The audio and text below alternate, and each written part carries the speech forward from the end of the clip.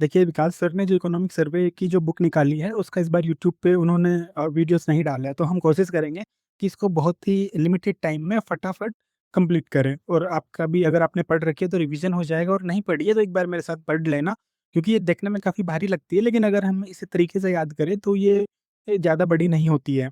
तो देखिए, सबसे पहले हम देखते हैं इसमें क्या इम्पोर्टेंट है, उनकी हम बात करेंगे, और आप मेरे साथ एक बार ये वीडियो देख लीजिए, उसके बाद आपको इकोनॉमिक सर्वे में कोई ज़्यादा दिक्कत रहेगी नहीं। ठीक है, तो इसका जो पहला चैप्टर है वो है कृषि खाद्य प्रणालियों में रूपांतरण। ठीक है, तो पहले चैप्टर में बात करते हैं। हम सबसे पहले बात करते हैं कि जो जीएसवीए है, सकल राज्य मूल्यवर्धन, ठीक है? तो इसमें क्या है, इसमें देखिए कृषि एवं संबंध क्षेत्रों का जो राष्ट्रीय औसत है, उसकी तुलना में काफ़ी अधिक योगदान है किसका? राजस्थान का। तो राजस्थान का योगदान जो राष्ट्रीय औसत है उससे ज़्यादा है, ठीक है? तो राष्ट्रीय औसत से क्या है? ज़्यादा। तो क्या हो गया? राजस्थान का जो है वो ज़्यादा योगदान है जीएसवीए का कृषि और संबंध क्षेत्रों में, ठीक है? तो राजस्थान का ज़्यादा योगदान है किससे? भारत से। तो आपको ये ध्यान रखना है। अभी देखिए, तो जो कृषि का जो जीएसवीए में योगदान है, उसमें देखिए हम लोग 2 तरीके से देखते हैं इनको, एक स्थिर मूल्यों पे, एक प्रचलित मूल्यों पे। तो स्थिर मूल्यों पे अगर हम बात करते हैं, तो स्थिर मूल्य और प्रचलित मूल्य दोनों ही मूल्यों पे हमारा जो एग्रीकल्चर का योगदान है जीएसवीए में, वो 25-25% है। यहाँ पे देखिए 25-25, ठीक है? तो इसमें कोई फ़र्क नहीं है, बस पॉइंट का फ़र्क है यहाँ पे, क्योंकि स्थिर मूल्य है तो ये कम होता है, तो 0.33 होता है, और प्रचलित मूल्यों पर 74 होता है। हालाँकि ज़रूरी नहीं हमेशा कम हो, लेकिन पहले हमने अधिकतर देखा है, ये ट्रेंड है कि ज़्यादातर कम होता है स्थिर मूल्यों पे, है ना? अब क्यों होता है इसको हम क्लास में बताएँगे, लेकिन फिलहाल आपको याद करवानी है चीज़ें, ठीक है? तो 25.33 ये हो गया, और 25.74 ये हो गया, ठीक है? अब हम बात करते हैं जो कृषि का जीएसवीए में योगदान है, वो अगर हम मूल्य में देखते हैं, ये तो हमने परसेंटेज में देखा था, ये कितना योगदान है ना? तो मूल्यों में कितना है, ये तो हो जाएगा 2.33 लाख करोड़, और ये हो जाएगा 4.41 करोड़, ठीक है? तो ये आपको ध्यान रखना है। देखिए, याद कैसे करना है? ये है 2.33, ठीक है? और ये है 4.41, ठीक है? तो कैसे करेंगे? देखो, ये तो है 33 और ये है 44 और 1, तो यहाँ पे पॉइंट लगानी है, इसमें यहाँ पे पॉइंट लगानी है। तो आप कैसे भी करके इसको देख सकते हो कि 233 और ये 441 है। देखो, 33 हो गए, 44 हो गए, एक तरीके से 11 का पहाड़ आ रहा है यहाँ पे ना। तो कम वाले में 2 पॉइंट लग रहा है, इसमें 4.41 हो रहा है, यहाँ पे 1 और लग रहा है। आप ऐसे याद कर लो या फिर डायरेक्ट याद रखो, 2.33 मतलब 2.33 और 4.41, ठीक है? तो ये आपको ज़्यादा अच्छे से याद रहेगा। उसके बाद में हम देखते हैं वृद्धि जो पिछले साल की तुलना में वृद्धि यहाँ पे कितनी हुई है, तो ये यहाँ पे ये 2.33 था और ये 25.33 था। तो ये कितना हो जाएगा हमारा? 0.22% इसमें वृद्धि हुई है, और प्रचलित मूल्यों पे कितनी हुई है? 3.47%, ठीक है? और उसके बाद में जो पिछला 5 साल है, उसमें कितना हमारा टोटल मतलब कि वृद्धि हुआ है, तो ये 3.82% हुआ है, यहाँ पे 8.10% हुआ है। देखिए, आंकड़े हैं, याद करने ही पड़ेंगे, इसमें ज़्यादातर ट्रिक लगती नहीं है, पर फिर भी आप 2-3 बार इसको देखोगे तो याद हो जाएगा। एक बार मेरे साथ बोल लीजिए, 25.33, यहाँ पे 2.33, ठीक है? ये 0.22, और ये कितना था? आपने अभी देखा था ना इसको? तो ये है अपना, देखिए, 3.82, और यहाँ पे था ये 25.74, ये 4.41, ये 3.47 और ये 8.10। ये याद करना ही पड़ेगा आपको। तो इसका और तो कोई इलाज है नहीं, लेकिन फिर भी मोटा-मोटा आइडिया हमने बताया, ये 25-25 था, ये 2.37 डबल होके 4.41 करोड़ हो गया, ये 0.22 था, और ये 3.47% था, क्योंकि यहाँ पे ज़्यादा वृद्धि होती है। ये 3.82 था, ये 8.10 हो गया, ठीक है? प्रचलित मूल्य पे क्या होता है, हम पिछले साल से तुलना करते हैं, और स्थिर मूल्यों पे क्या होता है, हम एक बेस ईयर मान लेते हैं और उससे तुलना करते हैं। तो यहाँ पे अक्सर ये वाला जो होता है, ये स्थिर मूल्य वाला ये कम आता है, और ये जो प्रचलित मूल्य वाला है ये ज़्यादा आता है ना? और उसके बाद देखिए, अब भारत में जो कृषि क्षेत्र का योगदान है वो 17.77% है, ठीक है? जबकि राजस्थान में कृषि का योगदान जीएसयू में कितना है? 25%, तो राजस्थान का ज़्यादा हो गया ना इंडिया से, तो ये ध्यान रखना है, ठीक है? इसके बाद में हम लोग देखते हैं कृषि एवं संबंध क्षेत्रों के जो विभिन्न उपक्षेत्रों का प्रचलित कीमतों पर वर्ष 2025-26 में अग्रिम अनुमान में योगदान क्या है, ठीक है? तो जो संबंधित क्षेत्र हैं उनकी बात कर लेते हैं, पशुधन का देखते हैं हम लोग। पशुधन में कितना है? 49, ठीक है? अब ये पॉइंट वाला है ना, ये आपको बस आइडिया रखना है मोटा-मोटा, क्योंकि सब कुछ याद करना संभव नहीं है, लेकिन राजस्थान में क्या है ना, अक्सर पॉइंट के बाद का भी वो लोग पूछ लेते हैं। तो आप एक बार देखेंगे, याद करेंगे, तो ये क्या हमारी मेमोरी में चला जाता है, तो हमें जब ऑप्शन दिखते हैं तो हम उसको एलिमिनेट कर पाते हैं, जो नहीं होता है, ये ध्यान में रहेगा। तो देखिए, पशुधन का कितना योगदान है कृषि में? 49%, फसल का कितना है? 42%, और उन ये 49 में से 42 गए तो कितने बचे? 7, तो ये वानिकी का कितना रह गया? 7, और फिर 0 पॉइंट 54 कितना हो गया अपना मत्स्य का, ठीक है? तो ये मोटा-मोटा ध्यान रखना है 49, 42, 7 और 0.54 तो ये आपको ध्यान रखना है। पॉइंट में देख लीजिए 49.35 है इधर, ये 0.61 है, ये 0.49 है और ये 0.54 है। ठीक है, मोटा-मोटा आइडिया रखना है इसका भी। आगे देखिए, मूल्य की हम बात करते हैं, तो पशुधन का मूल्य कितना है 2.17 लाख करोड़ और जो ये फसल है इसका कितना है 1.88 लाख करोड़। ठीक है, तो ये ध्यान रखना है आपको मूल्य कितना हो गया इनका 2.17 लाख करोड़ और 1.88 लाख करोड़। ये क्या है अग्रिम अनुमान है 2025-26 के, ठीक है? फिर देखते हैं वृद्धि हम देखते हैं पशुधन में कितनी वृद्धि है 5% और कमी फसलों में कितनी हुई है 5% की कमी हुई है क्योंकि फसल का योगदान कितना रह गया 42% ही रह गया और वानिकी में वृद्धि हुई है 2.67% की और इधर मत्स्यन में 0.87% की। अब देखिए यहाँ पे 5.20% की बढ़ोतरी हुई है और यहाँ पे 5.01 की कमी हुई है, ये ध्यान रखना है आपको, है ना? और ये 2.67 वृद्धि हुई है और ये 0.87 भी वृद्धि हुई है। अब ये आपको याद करना ही पड़ेगा, अगर आपने एक बार पढ़ रखी है तो आपको रिवाइज़ करने में ज़्यादा दिक्कत होगी नहीं इसको, है ना? लेकिन एक बार पढ़ते चलिए मेरे साथ। फिर हम देखते हैं बदलित मूल्यों पर खरीफ फसलों का सकल मूल्य उत्पाद। अब देखिए ये जो खरीफ की फसलें हैं उनका इन्होंने मतलब करोड़ों में ये पूछा है, तो मुझे नहीं लगता ये चीज़ें कितना उत्पादन हुआ है, ये सारी चीज़ें याद करना पॉसिबल है। तो आप एक बार इनको बस ये देख लेना किसका ज़्यादा है और किसका कम है। तो प्रचलित मूल्यों पर जो खरीफ की फसलें हैं, उनमें देखिए सबसे ज़्यादा क्या है, सबसे ज़्यादा क्या हो रही है, मूँगफली हो रही है। मतलब मूल्य के आधार पे खरीफ में। उसके बाद में बाजरा होता है और उसके बाद में क्या होती है, मूँग होती है ना? ये मूँग है। तो देख लीजिए आप मूँगफली कितनी होती है 15,978 बाजरा कितना होता है 9,781 और मूँग कितनी होती है 9,507 अब मोटा-मोटा आप आइडिया रखना जैसे 9,781 है तो ये लगभग 10,000 के आस-पास है। मूँग भी अपने लगभग 10,000 के आस-पास है। अब बाजरा ज़्यादा है तो मतलब कि 10,000 मतलब 9,781 के आस-पास ज़्यादा रहेगा और ये मतलब दोनों 10 से कम है तो ये 9,507 रहेगा और ये जो मूँगफली ज़्यादा है 5,000 तो 15,000 हो जाएगा। तो ये ध्यान रखना है बाजरा और मूँगफली इसमें 10 के आस-पास है लेकिन अगर मतलब ये 10 की तरफ ज़्यादा है तो बाजरा हो जाएगा और मतलब इधर 500 के आस-पास ही रह गया तो मूँग हो जाएगा और ये 15,000 के आस-पास है ये मूँगफली हो जाएगा। मोटा-मोटा आइडिया रख सकते हो, हालाँकि मुझे नहीं लगता ये पूछा जाएगा लेकिन आपको ये याद रखना है मूँगफली, बाजरा, मूँग, ठीक है? कि किसका जो है सकल मूल्य उत्पाद करोड़ों में अगर हम मूल्य के आधार पे बात करें तो ज़्यादा है खरीफ फसलों में, ठीक है?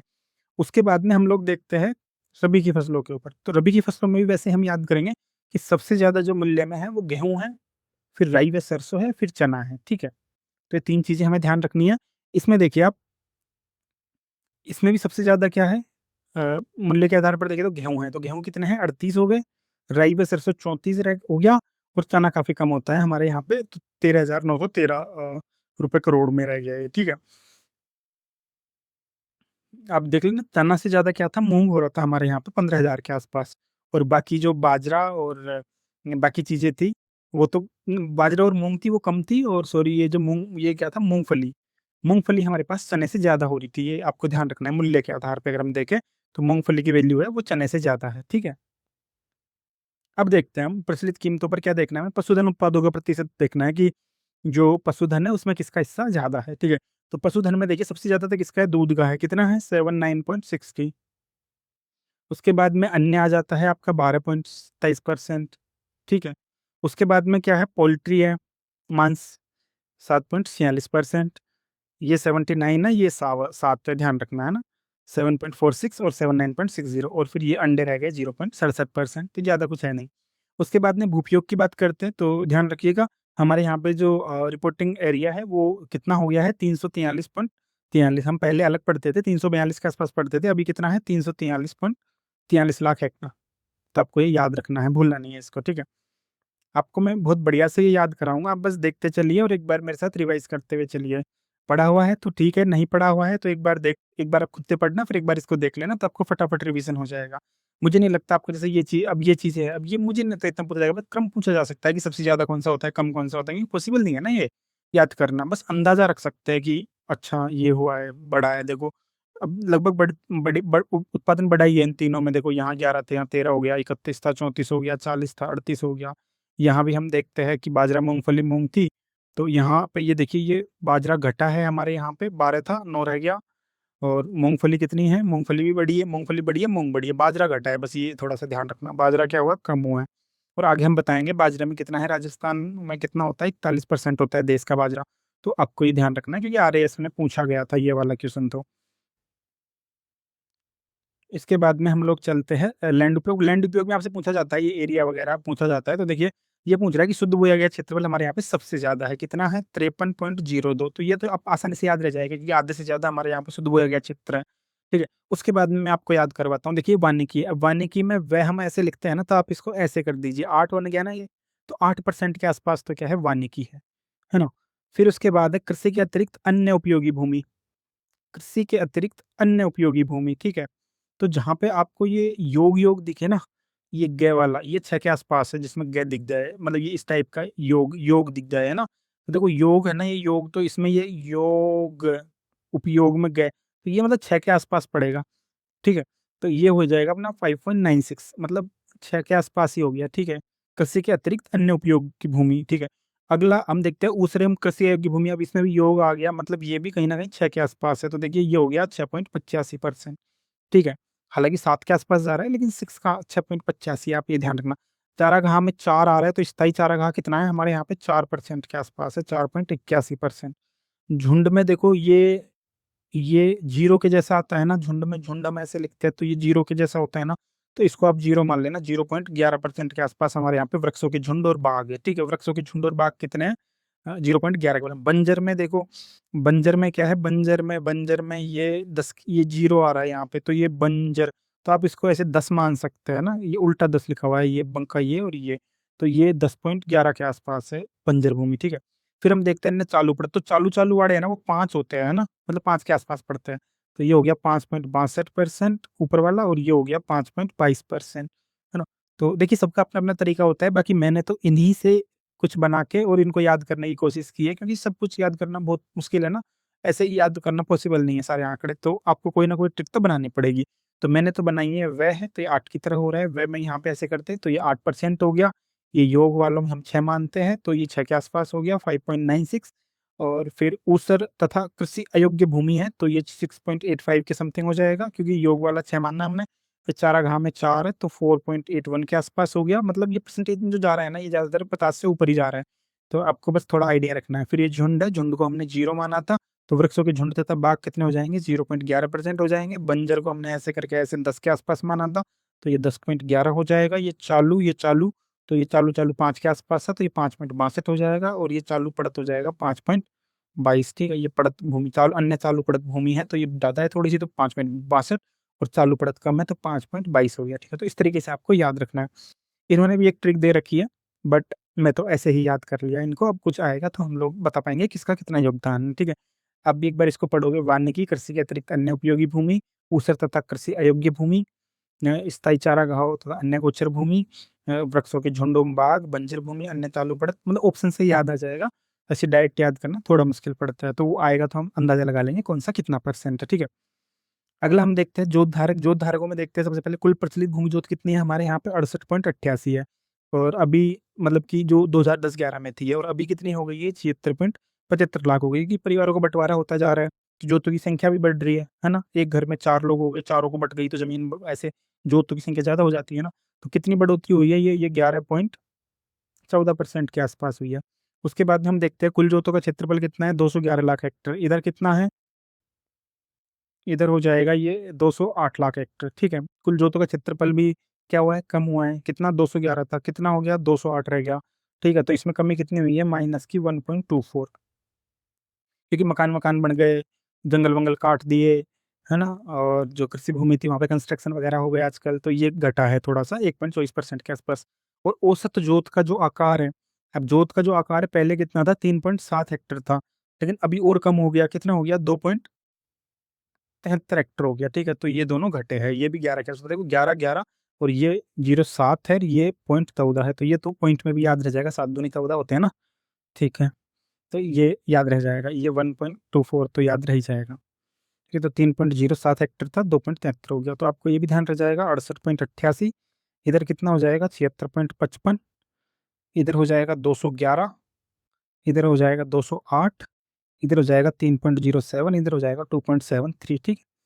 तो इतना ज़्यादा कुछ है नहीं। ऊपर वाले में 11.14% की क्या हुई थी, वृद्धि हुई थी। इसमें कमी हुई थी 1.24 की। और लास्ट वाले में क्या हुआ था, माइनस घटा था, ये भी 1.07, ठीक है, उस जोत का आकार। तो इतना हो गया। अब देखते हैं हम लोग आगे। फिर हम लोग देखते हैं अपना जो जोतों की श्रेणियां है, उसमें हमारे 4 प्रकार के किसान होते हैं, marginal, small, semi medium, medium और लार्ज, ठीक है। तो इसमें देखते हैं हम, जो कुल जोतों में हिस्सा है वो सबसे ज्यादा किसका है, सीमांत का है। कितना है, 40%। और जो सबसे बड़ा है उनका हिस्सा कितना है, उनका है 4.69%। तो ये 40.12, ये 4.69, याद रह जाएगा, ठीक है। आगे देखिए, अब इसको कैसे याद करोगे आप, ये 22 के आसपास है ना, तो इसको 22 मान लो। ये 18.50 है, तो ये 18 हो गया। ये 14.79 है, तो 14 4 18, 18 4 22, है ना। तो आप ऐसे 4/18, 4/22, तो ये बीच का तो ऐसे हो गया, ऊपर नीचे का आपको वैसे याद रह जाएगा। 40 और एक जीरो हटा दो, 4 रह जाएगा यहाँ पे ना। तो देखो सारे के सारे ये जो पॉइंट्स में है ना, ये मतलब 50 से बड़े हैं। ये 69 है, ये 79 है, ये 50 है, ये 90 है, और ये 12 है। तो आप इनको एक दो बार देखोगे ना ऐसे गौर से, तो ये ऐसे नजर गड़ा के देखोगे तो याद रह जाएंगे। वैसे याद रहना थोड़ा मुश्किल है। तो ऐसे देखेंगे, जैसे 69 है, यहाँ 79 है, यहाँ 50 था, यहाँ 90 था, यहाँ 12 था। और मार्जिनल एमएसएमए से भी आप इसको याद कर सकते हो। जैसे एम, हम वहाँ पे मतलब एमएसएमई ट्रिक है इसकी। जैसे मार्जिनल, स्मॉल, उसमें हालांकि इनका मीनिंग अलग निकलता था, लेकिन यहाँ पे हम याद करने के लिए एमएसएमई बनाते हैं। एम एस, एम और ई की जगह ये एल है यहाँ पे ना। और ये सेमी मीडियम हो रहा है बीच में एक, तो ये इसमें ये सेमी मीडियम और जुड़ गया, ठीक है। एमएसएमई के बीच में सेमी मीडियम और जुड़ गया। ये एमएसएमई नहीं है, एमएसएमएल है यहाँ पे, पर आप उससे रिलेट कर सकते हैं, ठीक है। और ऐसे करके इसको आप याद करें। अब इसमें देखिए, जोतों, कुल जोतों में हिस्सा हमने देख लिया। कुल जोतों में हिस्सा मतलब कौन से वाले किसान कितने हैं। अब हम देखते हैं जोतों की संख्या में जो परिवर्तन आया है। तो सबसे ज्यादा किसमें परिवर्तन आया है, सीमांत वालों में। इनमें सर्वाधिक वृद्धि हुई है, क्योंकि परिवारों का बंटवारा इतना हो गया ना कि वो चीजें बढ़ती जा रही है ना। तो जाता जो जोतों की संख्या बढ़ती जा रही है ना। तो देखो सर्वाधिक वृद्धि इसमें हुई है, फिर इसमें भी वृद्धि हुई है, इसमें सब में वृद्धि हुई है। एक बस ये जो सबसे बड़े वाले हैं ये घट गए, बाकी सब बढ़ गए। जोतों की संख्या सबकी बड़ी है, क्योंकि बड़े कटेंगे तो मीडियम भी बनेंगे, अर्ध मीडियम भी बनेंगे, लघु भी बनेंगे, सीमान्य बनेंगे, है ना। तो वो उनकी जोतों की संख्या और क्षेत्रफल के आधार पर हम देखते हैं।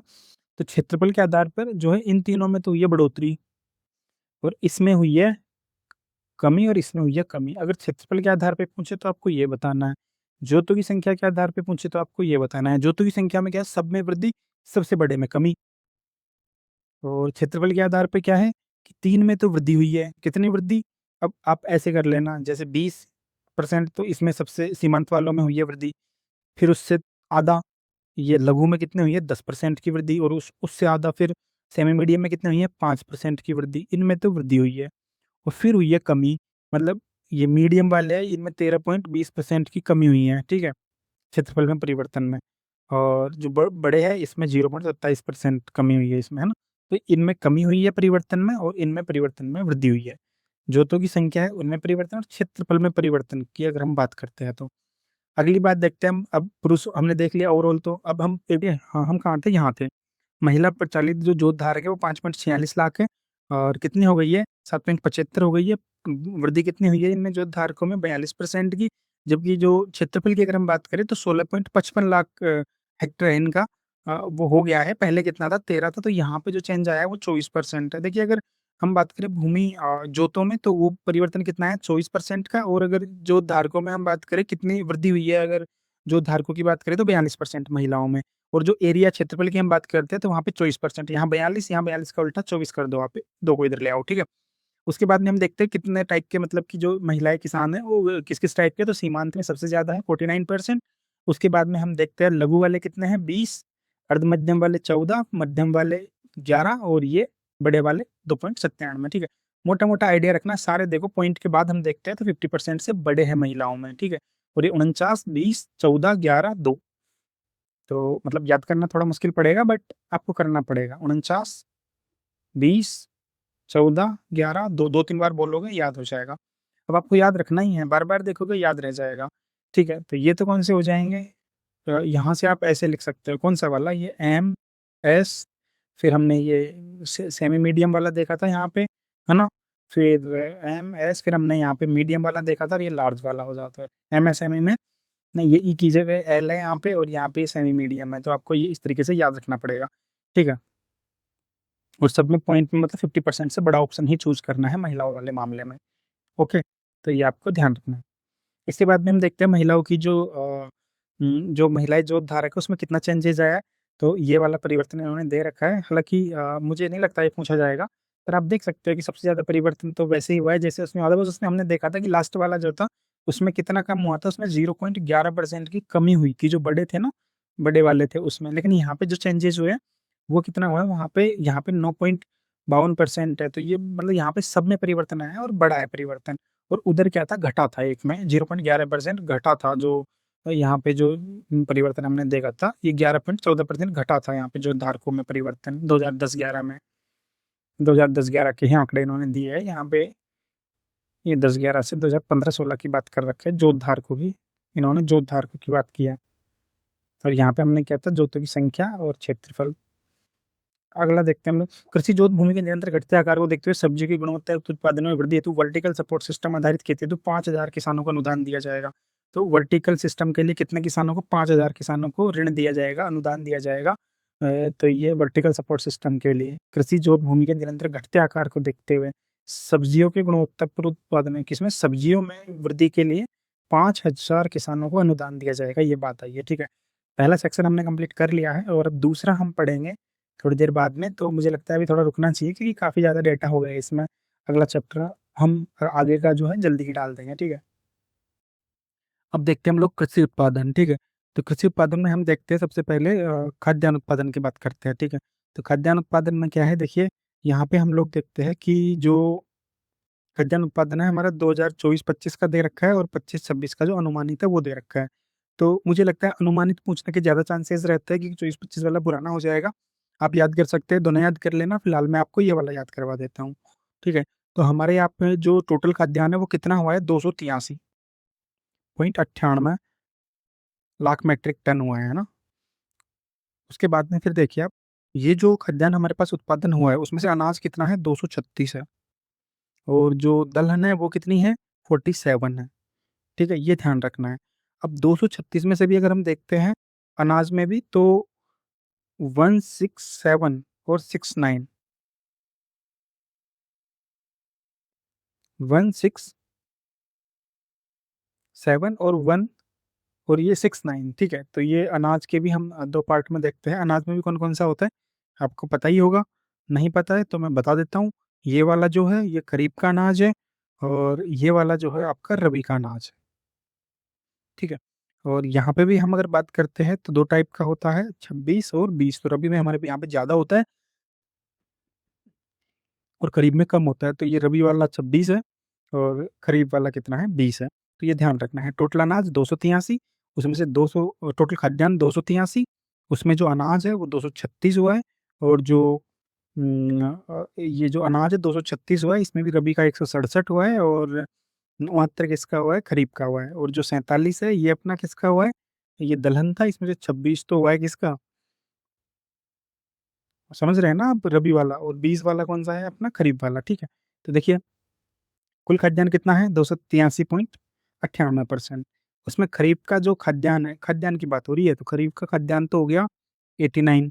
और जो रबी का है, रबी में ज़्यादा होता है हमारे यहाँ पे, तो 194 के आसपास हो गया, ठीक है। तो यहाँ पे 89 के आसपास था, और ये इसमें 105, मतलब 105 लगभग ज़्यादा हुआ है करीब से हमारे यहाँ पे खाद्यान्न। टोटल आप जोड़ोगे तो ये यही हो जाएगा 283.98 के आसपास, ठीक है। उसमें भी अगर हम देखते हैं जो हमारे यहाँ पे अनाज हुआ है, वो अनाज कितना हुआ है, अनाज हुआ है हमारे पास 236 लाख मेट्रिक टन। 236 में भी जो खरीफ का हमने बताया है कम हुआ है 69 के आसपास, और जो खरीफ और जो रबी का है वो ज़्यादा हुआ है 167 के आसपास, देखिए आप, 167 के आसपास, ठीक है। अब हम दलहन की बात करते हैं। दलहन हमने बताया था 47 में रबी में ज़्यादा होता है 26 के आसपास, और खरीफ में जो है 20 के आसपास, ठीक है। और उसके बाद में हम लोग देखते हैं तिलहन। तिलहन हमारे यहाँ पे कितना हुआ है, 100 हुआ है, उसमें भी रबी में ज़्यादा होता है और खरीफ में कम होता है।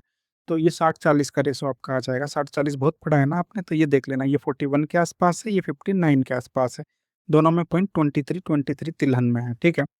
तो तिलहन 23 तिलहन, है ना, ये आपको ध्यान रखना है। फिर हम देखते हैं, ये हो गया। फिर गन्ना देखते हैं। अब गन्ना का कैसे याद करोगे आप, 3.61 है, मतलब गन्ना उठा के लेके भाग गया।